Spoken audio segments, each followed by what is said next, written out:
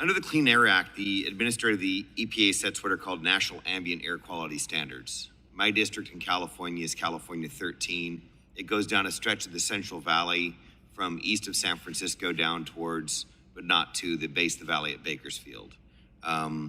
We have challenging attainment because of geography. We're a bowl with the airflows. We also have challenging attainment because we're at the back end of a venturi of air quality emissions that comes in from the much larger Bay Area metropolitan area, and probably makes up, historical numbers I've understood, about 28% of our particulate matter is outside of our control.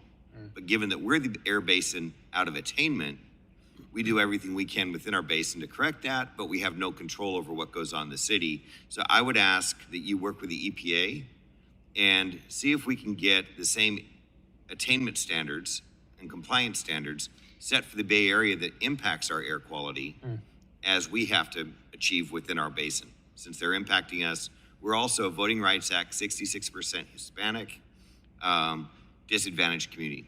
As districts go, we've got the 18th highest poverty level in America, and we think we deserve a special consideration, as you've mentioned earlier, for some of those factors. Currently, because we're out of attainment, we filed the reports, we filed our information for waivers, but we're still being threatened with a $4.5 billion loss of highway maintenance fees funds because we're not in compliance, and because the EPA hasn't reviewed within 24 months of submission our waiver request. So I'd very much appreciate it if you would engage the EPA and ask them to review our waiver request, make whatever comments they need to, but get us that $4.5 billion in highway maintenance funds, lest we lose them permanently and have even further problems. I want to talk a little bit about the California bullet train. That goes through my district. That's cutting up my farms, that's cutting up my district's highways, that's giant concrete platforms raised way above our rail, way above our freeways, disconnected from each other.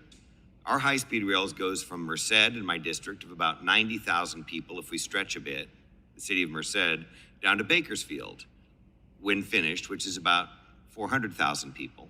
Travels through the city of Fresno, the largest city in that corridor, at 500,000 people. There are no current engineering plans for the high-speed rail, the California High-Speed Rail Project, to go over the Tehachapi's to reach Los Angeles. There are no current engineering or budget plans for the high-speed rail to go over the coastal range to get to Silicon Valley or San Francisco.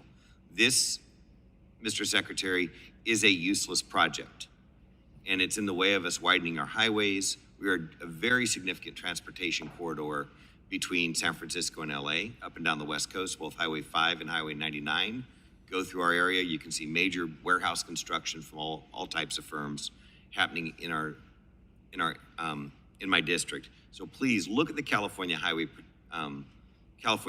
Rail with some suspicion. I would add to an Inspector General's report that you may request.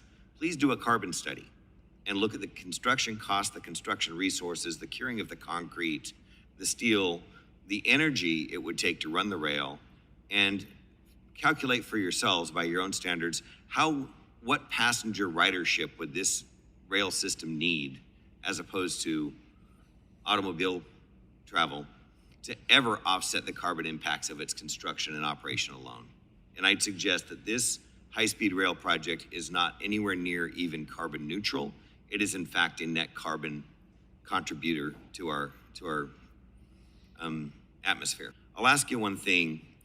Does it trouble you that the federal government is giving subsidies to electric vehicles produced, through broad media outlet reports by slave labor around the world? Whether it's the mining in Congo or it's the factories in China, we're subsidizing electric vehicles produced with slave labor. And I'd like to put a stop to that. I'll let you have the last comment. Well, thanks. On the first piece, welcome the opportunity to engage EPA and see how we can be helpful there. On the second, I haven't seen the latest computations of a carbon inventory, but take the point that would be an important exercise.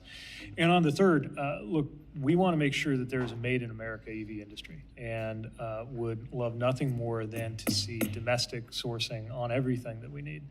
Battery chemistry hasn't completely stabilized yet. I think EVs 10 or 20 years from now may look a little different than they do today. Gentleman's time has But, expired. We're certainly investing on more domestic production.